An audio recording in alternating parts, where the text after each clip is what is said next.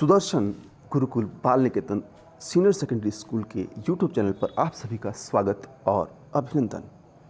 दोस्तों, simple present tense part 2 लेकर हाजिर हैं आपके सामने। अब देखिए, हम बात करते हैं, यदि आपने सुन रखा है जिन वाक्यों के अंत में ता है ती है आता है वो वाक्य सिंपल प्रेजेंट टेंस के होते हैं, तो ये ज़रूरी नहीं है। देखिए, आपके सामने कुछ एग्जाम्पल हम प्रस्तुत करते हैं। अफर्मेटिव सेंटेंस यानी सकारात्मक वाक्य है, ही इज़ ए डॉक्टर, मतलब वह एक चिकित्सक है। अब देखिए, वह एक डॉक्टर है, तो इसमें ताहत ये कहाँ है भाई? नहीं है ना।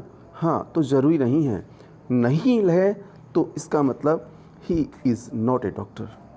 और यदि क्या पहले लगाना है, मतलब क्या वह एक डॉक्टर है, तो इज़ ही ए डॉक्टर, या फिर is he not a doctor, या फिर आप इसको ऐसे भी बोल सकते हैं, isn't he A doctor.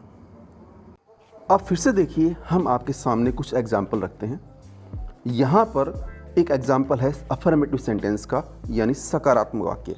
We like T, यानी हम चाय पसंद करते हैं।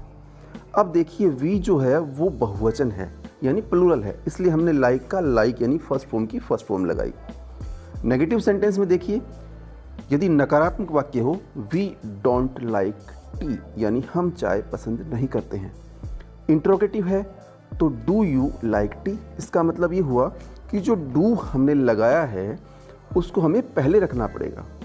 और यदि इंट्रोगेटिव भी है और नेगेटिव भी है, इसका मतलब do you not like T, या फिर आप इसे ऐसे भी बोल सकते हैं, डोंट यू लाइक टी, मतलब क्या आप चाय पसंद नहीं करते हैं। तो इस प्रकार के ढेरों एग्जाम्पल हैं। और यदि सब्जेक्ट सिंगुलर हो तो हम डू की जगह डज का प्रयोग करेंगे। चलते हैं आगे और जानते हैं कुछ special rule. We use present tense to talk about schedule and events happening in near future, यानी भविष्य में होने वाली, निकट भविष्य में होने वाली घटनाओं और कार्यक्रमों के बारे में बात करने के लिए भी हम वर्तमान काल का उपयोग करते हैं। जैसे कि एक एग्जाम्पल लेते हैं, the train to Mumbai departs from platform number 4। इसका मतलब हुआ कि मुंबई के लिए जो रेल है, ट्रेन है, वो प्लेटफॉर्म नंबर 4 से जाएगी। अब देखिए, जाएगी, अभी गई तो नहीं ना, लेकिन निकट भविष्य में होने वाली घटना या कोई भी कार्यक्रम हो उसके बारे में हम बात करें तो फिर प्रेजेंट का ही यूज़ करेंगे, सिंपल प्रेजेंट यानी प्रेजेंट इंडेफिनिट टेंस का यूज़ करेंगे। इसी प्रकार का कोई एक एग्जाम्पल बनाकर हमें कमेंट बॉक्स में अवश्य कमेंट कीजिएगा, ताकि हमें पता लगे कि हम जो बता रहे हैं, समझा रहे हैं, आपको प्रॉपर समझ में आ रहा है। आगे बढ़ते हैं। किसी भी प्रकार की ओपिनियन हो, मतलब सलाह हो, फीलिंग हो, कोई भी भावना, कुछ भी व्यक्त करना हो, तो भी हम प्रेजेंट इंडेफिनिट का ही यूज़ करेंगे। यहाँ पर देखिए आपके सामने, I am not agree with you, यानी मैं तुमसे सहमत नहीं हूँ। अब देखिए, बात वही है, अंत में ता है ती है ते है आदि आया क्या? तो ता है ती है ते है नहीं, जरूरी नहीं है। यहाँ पर देखिए, मैं तुमसे सहमत नहीं हूँ, आया क्या? नहीं ना। तो फिर इस चीज़ का ध्यान रखिए। एक एग्जाम्पल और देखिए, she thinks I am not good for nothing, यानी वह सोचती है कि मैं उसके किसी काम का नहीं हूँ। अब देखिए, ये फिर से एक वाक्य आ गया, इसमें भी है क्या? ता है ती है, नहीं है ना। तो ज़रूरी है क्या? नहीं है भाई। आपको वाक्य की डिमांड देखनी पड़ेगी, वाक्य को देखना पड़ेगा, और फिर आप तय करेंगे ये सिंपल प्रेजेंट का है या किसी और टेंस का। दोस्तों, क्या आपको वीडियो पसंद आ रहा है? आ रहा है ना? तो फिर लाइक करो ना। हाँ, लाइक करो और कमेंट बॉक्स में जाकर कमेंट भी करो। दोस्तों, हम बात कर रहे हैं प्रेजेंट इंडेफिनिट टेंस की। अब आगे बढ़ते हैं। आपके सामने यूनिवर्सल ट्रूथ या वर्ल्ड ट्रूथ के कुछ सेंटेंस हैं। यूनिवर्सल ट्रूथ्स यानी वैश्विक सत्य, सार्वभौमिक सत्य, जिसे सब मानते हैं। देखिए example, sun rises in the east, सूर्य पूर्व में उदय होता है। बिल्कुल, कोई बदल सकता है क्या? आप कह दोगे क्या? नहीं, आज तो पश्चिम में उगना है। नहीं ना, नहीं भाई, सूर्य पूर्व में उदय होता है, ये बात सार्वभौमिक सत्य है। तो फिर सन एक है, राइजेज, राइज में एस जोड़ दिया, रूल कहता है ना, याद है ना, पिछला वीडियो देखा है ना, नहीं देखा तो जाकर देखो। दूसरा एग्जाम्पल, टाइम पासिस क्विकली, यानी समय तेजी से गुजरता है। यहाँ पर फिर से देखिए पास में यस लगा हुआ है। उसी प्रकार एक एग्जाम्पल आपके सामने और है, वर्क इज वर्शिप, काम पूजा है। याद रखिए, कोई भी ऐसी बात हो जो हमें बताती हो ये यूनिवर्सल ट्रूथ है, सार्वभौमिक सत्य है, सभी मानते हैं, तो सिंपल प्रेजेंट यानी प्रेजेंट इंडेफिनिट का यूज करेंगे।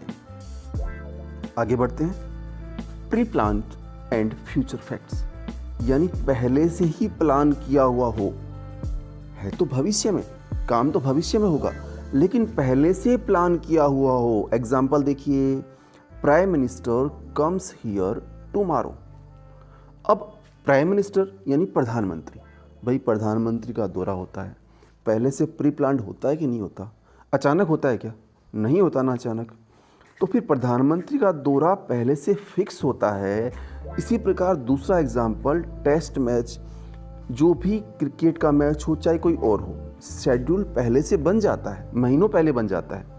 तो प्री प्लान्ड और फ्यूचर फैक्ट्स कोई भी हो, कैसे भी वाक्य हो, उसमें भी हम प्रेजेंट इंडेफिनिट का ही यूज़ करेंगे। ऐसे ढेरों वाक्य हैं जिन्हें आप बना सकते हैं। बनाइए, प्रैक्टिस कीजिए, जितनी प्रैक्टिस करेंगे उतना ही आपकी इंग्लिश में निखार आएगा।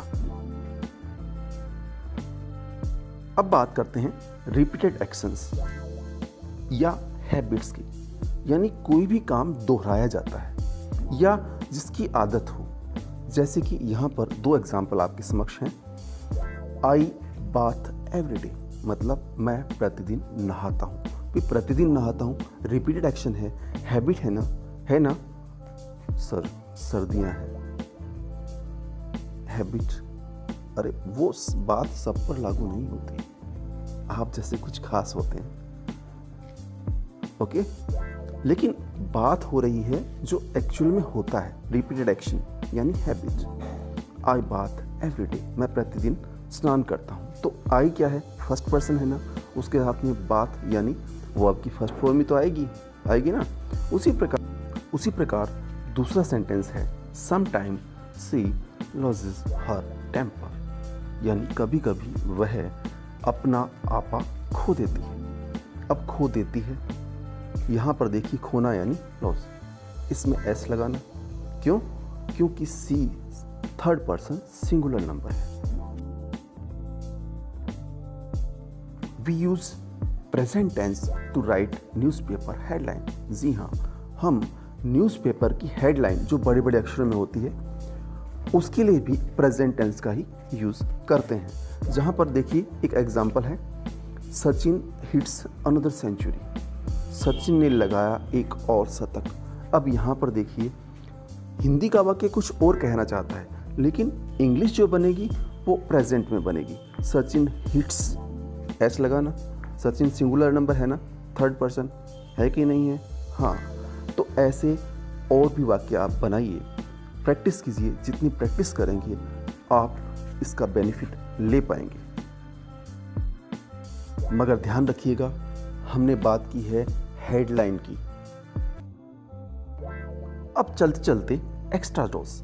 जी हाँ, WH वर्ड आपको पहले भी बताया गया था कि जो प्रश्न है वो दो तरीके से बनाया जा सकता है, WH वर्ड से या फिर हेल्पिंग वर्ब या मॉडल को आगे लाकर। तो यहाँ पर हम बात करेंगे WH वर्ड से हम प्रश्न कैसे बनाते हैं। तो सबसे पहले ध्यान रखिएगा, W वर्ड चाहे वाट हो, चाहे वाई हो, हु हो, वेयर हो, हाउ हो या कोई और हो, तो जैसे ही WH वर्ड आएगा उसके तुरंत बाद जो भी हेल्पिंग वर्ब होगी, डू या डज, उसको हम लगाएंगे। उसके बाद सब्जेक्ट और उसके बाद में मेन वर्ब या अदर वर्ड्स आएंगे। यहाँ पर एक एग्जाम्पल है आपके सामने, आप मुझसे कब मिलना चाहते हैं। तो कब जो है वो हमें बता रहा है व्हेन आएगा, और व्हेन के तुरंत बाद हमने देखी हेल्पिंग वर्ब डू लगा दिया। डू क्यों लगाया भाई? क्योंकि यू जो है वो प्लूरल है, इसलिए हमने डू लगा दिया। उसके बाद वांट।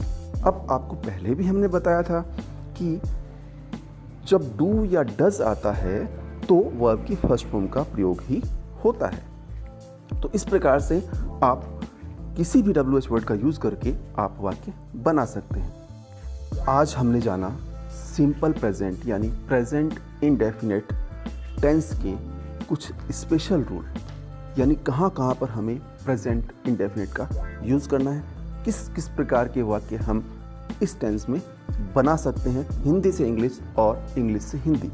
खूब प्रैक्टिस कीजिए और एक काम और कर दीजिए, चलते चलते जो नीचे सब्सक्राइब बटन है ना, हाँ वही नीचे दिख रहा है ना, उसको दबा दीजिए और जो बेल आइकन है घंटी, उस पर ऑल कर दीजिए, ताकि जब कभी भी हम नया वीडियो अपलोड करें तो सबसे पहले उसकी जानकारी पहुंचे आप तक। जैसे ही आप सब्सक्राइब बटन दबाएंगे आपका काम हो जाएगा।